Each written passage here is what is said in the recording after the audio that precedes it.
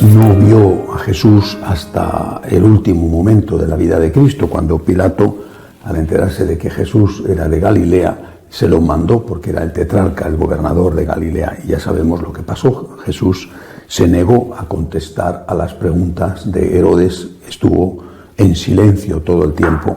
Y decimos en español, por lo menos, que no hay mayor desprecio que no hacer aprecio. No sé si el Señor tenía ninguna intención de despreciar a nadie, pero no consideraba a Herodes, que había matado a Juan, que había matado a su primo, digno de que él respondiera a sus preguntas. En cambio, sí que respondió a las preguntas de Pilato y, por supuesto, a las preguntas que hicieron los sacerdotes.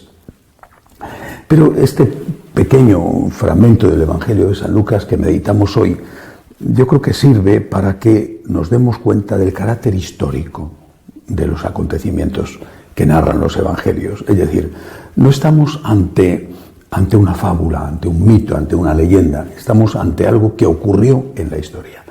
Y estos personajes, Herodes, Pilato, Caifás, Anás, son personajes que la historia tiene bien determinados el momento en que vivieron, el momento en que, por ejemplo, Pilato gobernó en Israel como pretor, como gobernador de parte de Roma.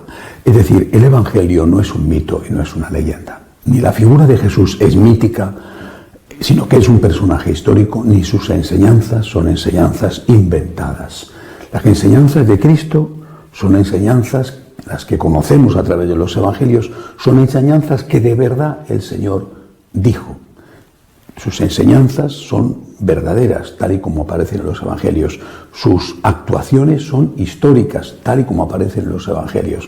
Y naturalmente las grandes actuaciones del Señor, como son su muerte, su resurrección, su ascensión al cielo y también los milagros que hizo. El carácter histórico del Evangelio viene dado, por supuesto, no por estos detalles de estos personajes. Uno puede inventarse una novela utilizando como protagonistas algunos personajes históricos, sino por el hecho de que los testigos, que fueron los apóstoles, murieron por decir esto que hemos visto, esto que hemos tocado, esto que hemos escuchado, esto de verdad ocurrió, y preferimos morir, no nos importa morir antes que negar lo que hemos visto, lo que hemos oído. Dicho esto, que yo creo que es lo más importante del Evangelio de hoy, tenemos que sacar una consecuencia, la que ya hemos extraído en otras ocasiones. Cristo es un personaje histórico y no inventado. Cristo nació, murió y resucitó. La prueba de que Dios estaba con él, certificando sus pretensiones de divinidad, son la resurrección. Esta es la gran prueba. Los apóstoles son los testigos de esto. Por lo tanto, el mensaje de Jesús es intocable. El mensaje de Jesús, tal y como está en los evangelios, es intocable. Nadie tiene autoridad sobre el mensaje de Jesús. Nadie puede decir, ni un sacerdote, ni un obispo, ni el Papa, que no lo dice. Imaginemos un Papa que estuviera loco, que no es el actual, pero un Papa que dijera, habéis oído que Jesucristo dijo, pero yo os digo. Evidentemente estaría poniéndose por encima del Evangelio, estaría negando la divinidad de Cristo. Nadie puede decir que el Evangelio está desfasado, que el Evangelio está pasado de moda, que el Evangelio tiene que ser modificado o que tiene que ser expurgado. Esto sí, esto no me gusta, esto hay que cambiarlo. Nadie puede decir eso. El Evangelio es la palabra de Dios. El Evangelio, tal y como lo leemos, tal y como aparece en los 4 evangelios, el Evangelio es intocable. Y lo mismo que es intocable el Evangelio, es intocable la interpretación que se hace del mismo, que es esa interpretación, es la que llamamos tradición.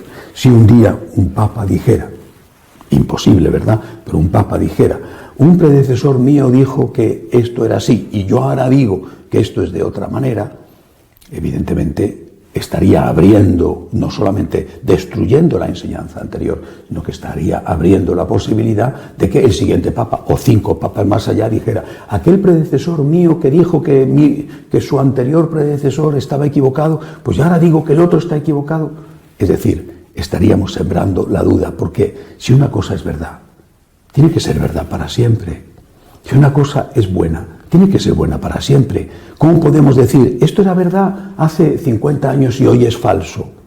Entonces, o no era verdad hace 50 años, o no es verdad lo que tú estás diciendo, que hoy que sí es verdad y acusando lo anterior de falso. Si decimos, esto era bueno hace 50 años, pero hoy es malo, o al revés, esto era malo hace 100 años, pero hoy es bueno, es evidente que o tú te estás equivocando, o hace 50 años no era bueno, o hoy no es bueno. Por lo tanto, lo que se desprende de este Evangelio, repito, es que las enseñanzas del Señor son históricas, ocurrieron en la historia y son intocables. La palabra de Dios está por encima de todo y por encima de todos, porque solo a través de la palabra podemos conocer a Cristo, tal como está la palabra en los Evangelios, que son palabras de Dios, aunque sean escritas a través de la mano de un hombre.